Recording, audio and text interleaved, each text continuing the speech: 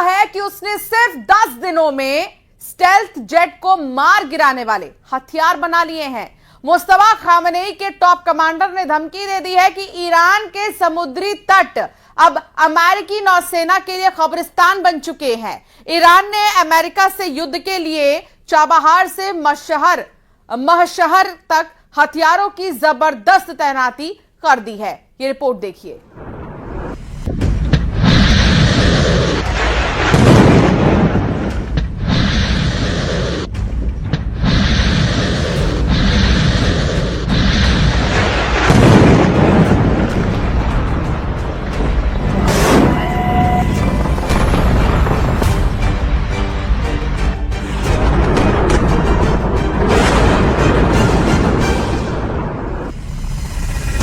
Trump ने Iran पर हमला किया, फिर डील की चाह में रहम दिखाते हुए हमला बंद कर दिया। लेकिन इजराइल जब हमला शुरू करता है तो दुश्मन के सफाई तक रुकता नहीं।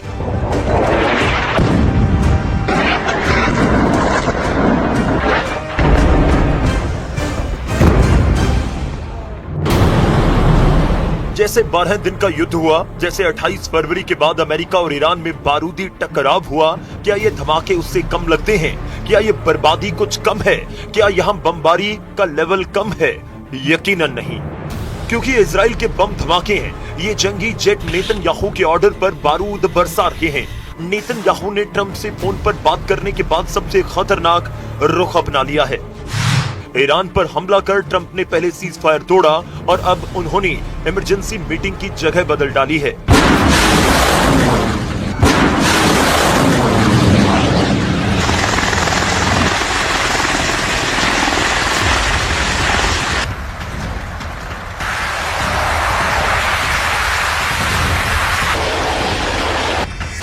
अमेरिका बड़ी दुविधा में है कि ईरान के कट्टर लड़ाकों का पक्का इलाज कैसे करे। इसलिए दूसरे दौर के युद्ध को भड़काने के बाद ट्रंप फिर साइलेंट हो चुके हैं। हालांकि अमेरिकी हमलों के 24 घंटे भी नहीं गुजरे कि ईरान ने भयानक बदला लेना शुरू कर दिया। ईरान ने हॉर्मुज को फिर से बारूदी सुरंगों से पाट दिया है। ईरान ने वॉर जोन में अपने सबसे विस्फोटक हथियारों की तैनाती करके धमकी दी है कि अब ट्रंप ईरान पर हमले की जुर्रत नहीं दिखा सकते। रेवोल्यूशनरी कमांडर अकबर जादेह ने धमकी देते हुए कहा कि इसमें कोई शक ना करें कि चाबहार से लेकर महशहर तक के पूरे इलाके को हमलावरों के लिए कब्रिस्तान बना दिया गया है। هدف قرار دادن پرنده‌های رادارگریز دشمن یکی از موضوعاتی بود که از ابتدای جنگ رمضان تو دستور کار عزیزان ما در صنعت دفاعی قرار گرفت. کمتر از 10 روز ما به فناوری مسلط شدیم که توانستیم هواپیمای F-35 و هواپیمای پیشرفته دشمن رو آسیب جدی بهش وارد.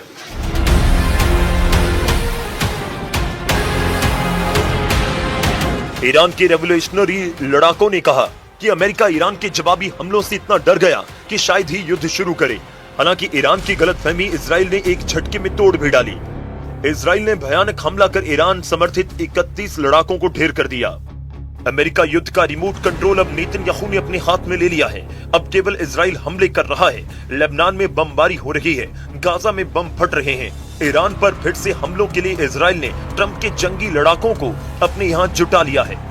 लेबनान में हिजबुल्लाह और इजराइल का भीषण युद्ध चल रहा है। इजराइल डिफेंस फोर्स ने दावा किया कि हिजबुल्लाह के कई ठिकानों, रॉकेट लॉन्च साइट्स और ऑपरेशन सेंटर पर बड़े हमले किए गए।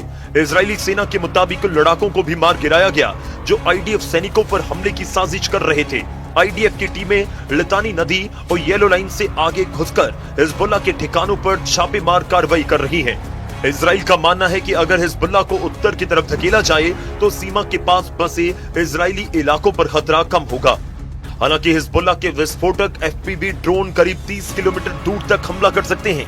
इजराइल से सामने आई तस्वीरें शोमेरा बॉर्डर की बताई जा रही हैं, जिसमें एक इजरायली सैनिक हिजबुल्लाह के एफपीवी ड्रोन से बचते हुए भाग रहा है।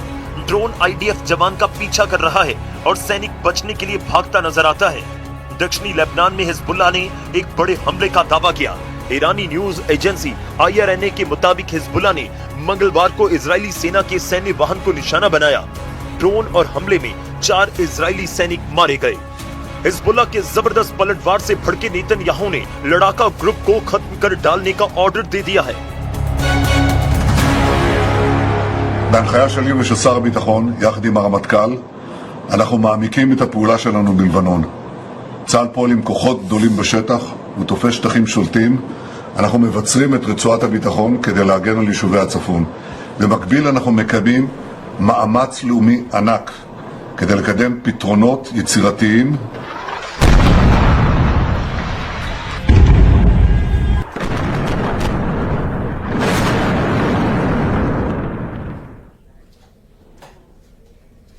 हिजबुल्लाह से भी ज्यादा घातक हमले हमास पर हो रहे हैं, जहां इजराइल सीधे हमास चीफ को खलास कर रहा है।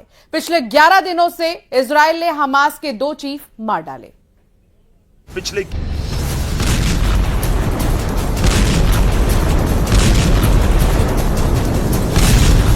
हिजबुल्लाह से भी ज्यादा घातक हमले हमास पर हो रहे हैं, जहां इजराइल सीधे हमास चीफ को खल्लास कर रहा है। पिछले 11 दिनों में इजराइल ने हमास के 2 चीफ मार डाले। इजरायली सेना के मुताबिक एयर स्ट्राइक में हमास के मिलिट्री विंग के नए चीफ मोहम्मद औदेह को मार गिराया गया। औदेह को 7 अक्टूबर हमले का चीफ प्लानर बताया जा रहा है। इजराइल ने औदेह को इजराइल में घुसपैठ और हमले के टारगेट तय करने वाला मास्टरमाइंड करार दिया। औदेह के सफाई के साथ इजराइल ने पिछले 2 हफ्तों में हमास के दूसरे बड़े सैन्य कमांडर का खात्मा कर दिया। औदेह से पहले इजराइल के is Al Deen ul Haddad का सफाया 15 मई को किया गया था। इजराइल का मिशन हेड हंटर अब और ज्यादा आक्रामक हो गया है। गाजा से लेकर लेबनान की बैका वैली तक आईडीएफ लगातार विध्वंसक हमले कर रही है। इजराइल का दावा है कि 180 से ज्यादा ठिकानों को टारगेट किया गया। इजराइल ने हमास के नए सैन्य चीफ मोहम्मद औदेह को भी टारगेट किया। वहीं सीज फायर के बावजूद दक्षिण लेबनान में इजराइल की सेना लगातार बमबारी कर रही है।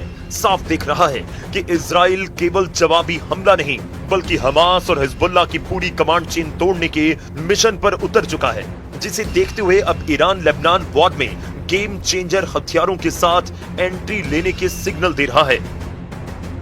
लेबनान में इजराइल का ईरान से एनकाउंटर शुरू। इजराइल के बेन गुरियन और रेमन एयरपोर्ट इस वक्त अमेरिकी एयरफोर्स के बड़े बेस बनते जा रहे हैं। रिपोर्ट के मुताबिक दर्जनों अमेरिकी लड़ाकू और ईंधन भरने वाले विमान अब भी इजराइल में तैनात हैं। इतने सैन्य विमान मौजूद हैं कि आम फ्लाइट ऑपरेशन तक प्रभावित होने लगे हैं, जिससे साफ हो चुका है कि ईरान पर अमेरिका और इजराइल का दोबारा हमला हो सकता है। सीज फायर के बाद भी इजराइल में अमेरिकी सैन्य मौजूदगी लगातार बढ़ने से ईरान भी एक्टिव वॉर जोन में उतरने की तैयारी कर रहा है। که این اولین بار نیست که ما شاهد این تناقض‌گویی ها هستیم. اصلا یکی از مشکلات ما در مذاکرات این تناقض‌گویی ها و این تناقض در رفتار اینهاست. این موضوع بار اول نیست.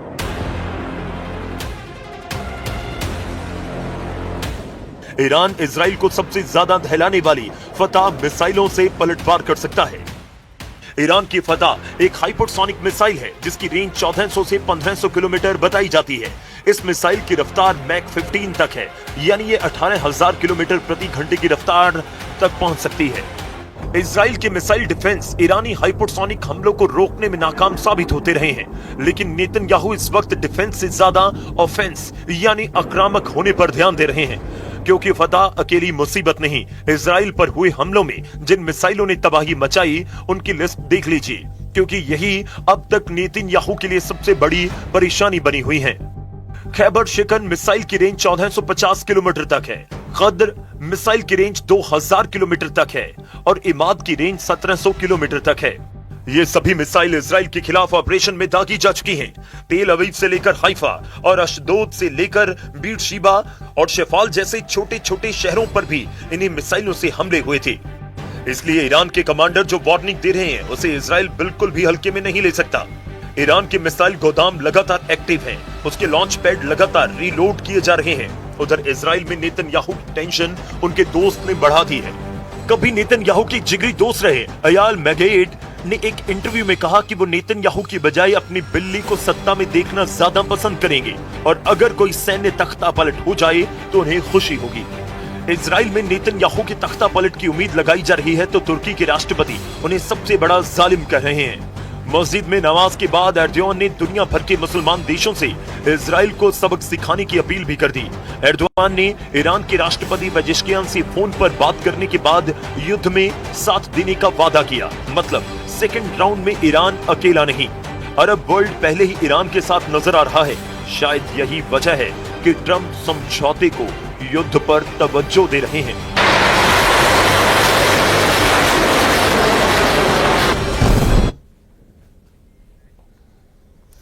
रूस यूक्रेन जंग अब